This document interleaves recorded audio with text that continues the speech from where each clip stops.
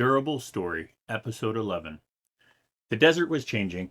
Mark felt it before anyone else, not with sight, but with that prickling sensation along the back of his neck that had been growing louder over the past few weeks. Like a whisper, the wind couldn't quite hold.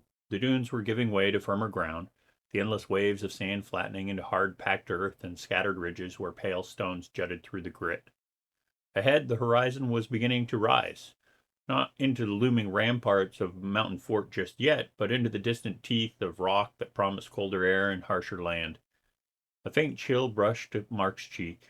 It didn't belong here, not with the sun still climbing. Nancy noticed him tense. She always did now. She drifted closer without a word, her eyes following the horizon, her fingers half poised near a dart hidden in her hair. Something again? She asked quietly. Just, Mark hesitated, a feeling. Bob trudged on his other side, puffing slightly under the weight of his pack. Mark feels the air judging him, he said. Very mystical. It does judge you, Mark muttered. Steve jogged forward, bright as ever. Hey, I like the air. The air and I have a great relationship. It carries my sweat away. It's teamwork. Darcy walked lightly along the wagon's right side, didn't even look at him. Carries your voice away, too. Useful. Steve clutched his chest dramatically. Darcy, I'm hurt! You'll live. Mark's attention drifted to the caravan guards, 8 hired fighters, competent enough, positioned in a wide but alert perimeter. Some were ex-soldiers, some desert hunters, all hardened enough to survive the travel wages they've earned. But none were Firebird elite. But Thane was. He walked ahead of the caravan with the quiet ease of someone who belonged anywhere danger might crawl out of the earth. His dark coat whispered in the wind, his posture relaxed but impossible to unsettle. 8 of his Firebird soldiers matched his stride and formation, visible guardians rather than shadows. The agreement was simple. They would not fight unless Thane commanded it. The children had to face their own battles. Mark swallowed, wondering again whether Thane would feel what he felt. The tension in the air, the cold that didn't belong, the sense that the desert wasn't just a place but a presence watching them. Steve hopped onto the wagon side rail, shading his eyes. Okay, I'm serious. Why does it feel like the desert's glaring at me? Because you're loud, Nancy said. Bob shivered suddenly. Does anyone else feel like the sand is listening? Everyone stop talking, Nancy said.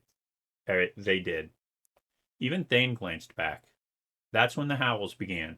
Cold, sharp, carried on the air that wasn't desert air. Another howl answered. Then a third. No one needed to be told these weren't desert creatures. These belonged to the mountains. Mark's hand tightened on his shield strap. They're close.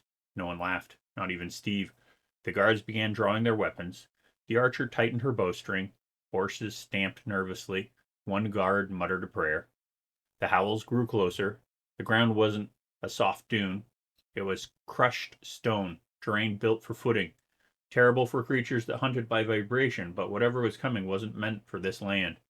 Nancy's voice cut through the tension. Positions? She didn't finish. A ridge to their right exploded. A creature leapt down in a spined blur of ice blue plates. Frost streamed from its jaws. Its claws struck sparks.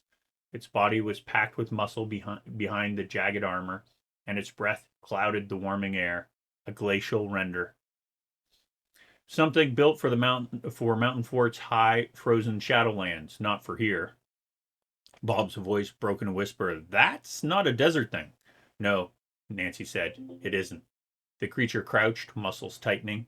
Mark stepped forward without even thinking. Shield raised, boots planted, heart pounding. The render lunged. The impact hit like a ram. Mark slid back, boots carving lines through the earth. But he didn't fall. He pivoted. He drove his shoulder forward, and he slammed his shield into the beast's jaw. The render hissed and staggered. Another dropped from the ridge. Then another. Then 2 more. Heads up, Steve yelled. This is about to be epic. He sprinted to a crate on the wagon, grabbing 2 metal rods, and his magic surged. The rods shook, melted, and then reshaped into a mace and a buckler, sparks crawling along his arm. Nancy pulled a dart, flicking it between her fingers. Steve, focus! First render lunged again. Mark intercepted it with his shield. Steve swung, smashing the creature's shoulder with a heavy crack. Darcy blurred under Steve's follow-through. Her dagger flashed, small, precise, cutting the render's ankle. Not deep, but enough to shift its balance, and enough for Mark to shove it back. Behind! Bob shouted. A render vaulted off the wagon roof, jaws yawning wide towards Bob. Bob froze.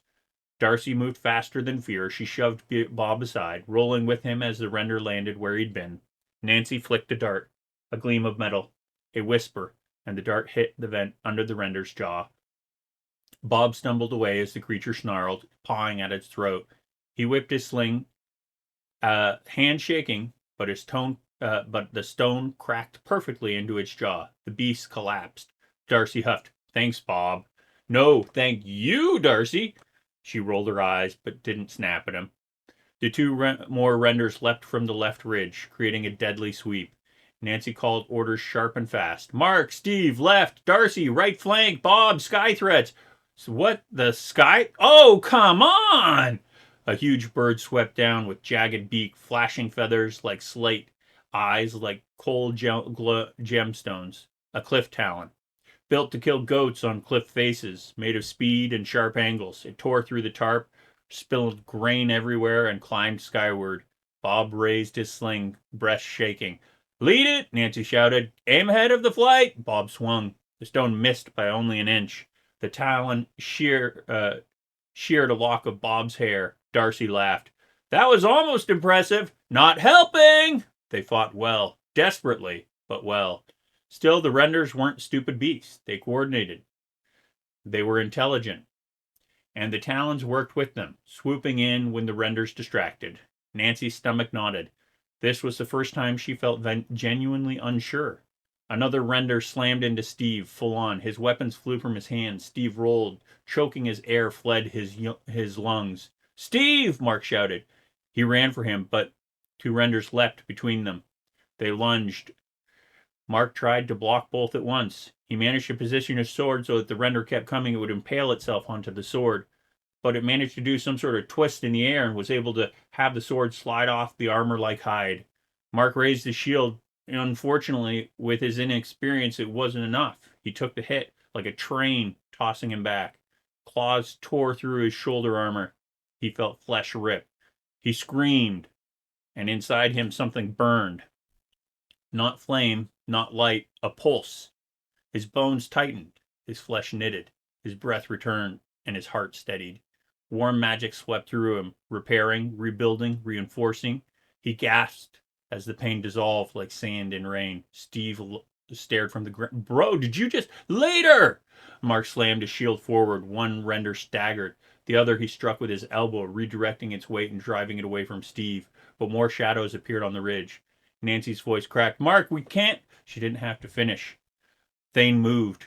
He strode forward like a storm descending the valley. His cloak snapped behind him. His expression was pure focus. A slight gesture. His 8 soldiers surged past the wagons, shields raised, forming a shell around the kids, just as Thane stepped into the front.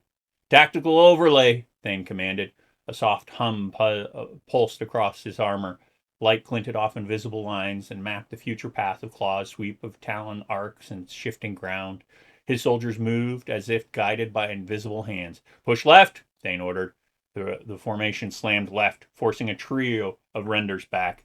"Reinforce center!" 2 soldiers flanked Mark instantly. The kids didn't retreat. They advanced. Mark smashed into a render. Steve grabbed a broken metal shard and reshaped them into a spear, driving it into a render's throat. Darcy sprinted into collapsing gaps to drag wounded fighters back into safety. Bob's sling cracked another talon out of the sky. Nancy's flicked dart after dart, hairpins turning into lethal precision. They were alive, but they were losing.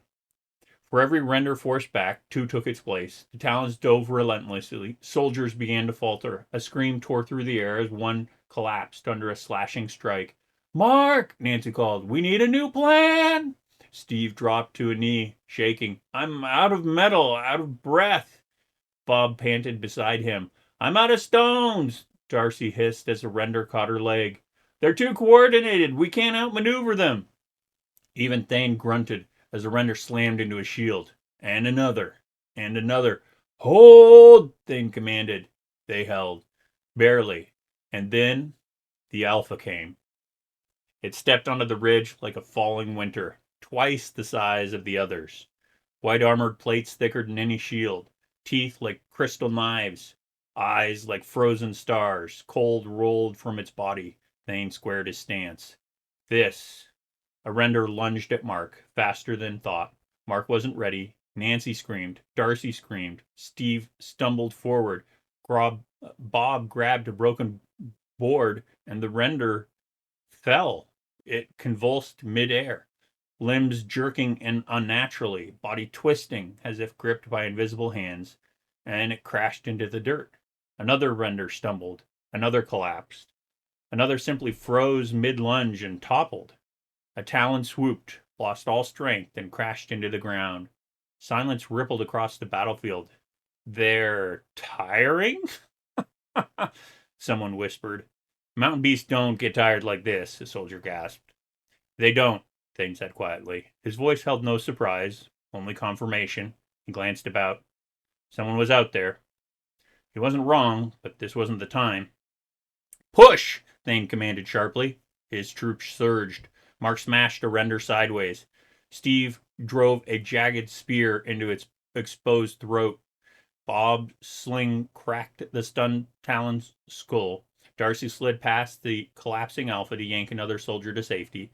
Nancy threw a final burst of darts into the Alpha's neck. The beast toppled. Silence followed. Real silence. It was as if the land itself was holding its breath for a moment. Slowly, soldiers dragged the bodies aside. The caravan reorganized. Nancy bent beside the fallen Alpha, frowning. What is it?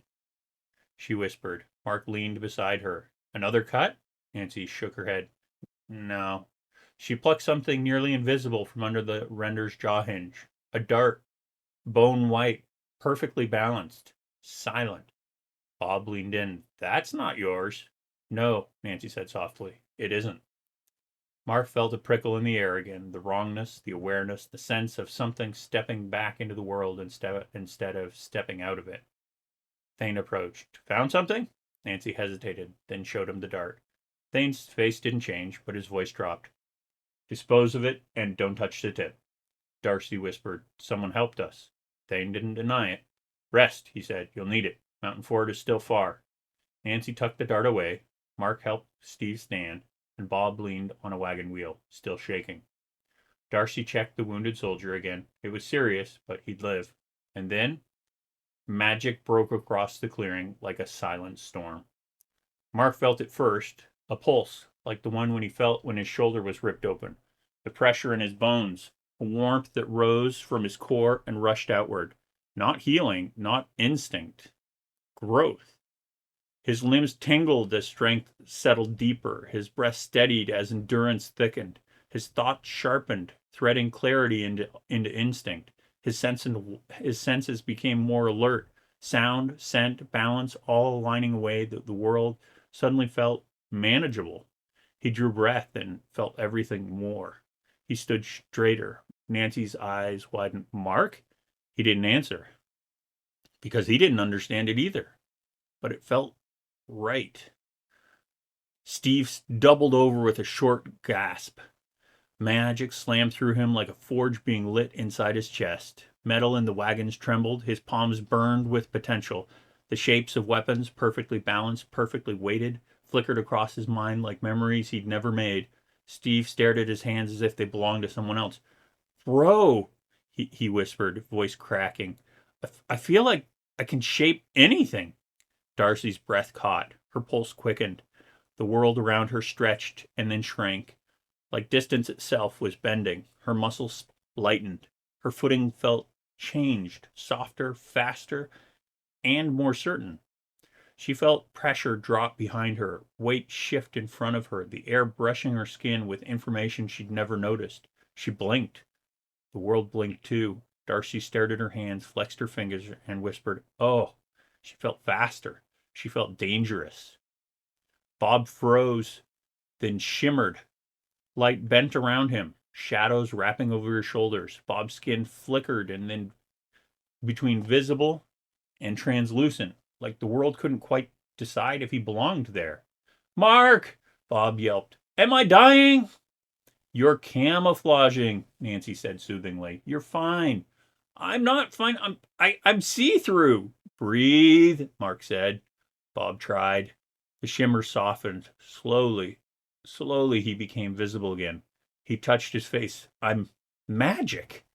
Darcy smirked. Barely. But Bob smiled anyways, because it was real. His magic was finally real. Thane watched them with quiet pride. His arms folded, his expression soft. He'd been waiting for this. This, their first true awakening surge. Their first real step towards becoming something greater. He nodded once. Good, he murmured. Very good. As the caravan regrouped, as the sun dipped, as the kids tried to understand their new selves, a shadow stood far across the dunes, so distant that no human eye could have seen him. But he saw them. Elias Thornvale lowered his blowpipe, already reclaimed the last of his bone darts, and stepped back into a faint shimmer of distorted light. His soldiers, silent figures, half-phased, moved behind him without a sound. They're progressing faster than we projected, he murmured. The wind didn't answer. It never did. He stepped sideways into the thin layer of not quite reality he called home, and vanished.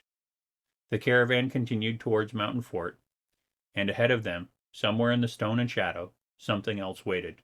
Something that had been listening. Something that had been changing as well.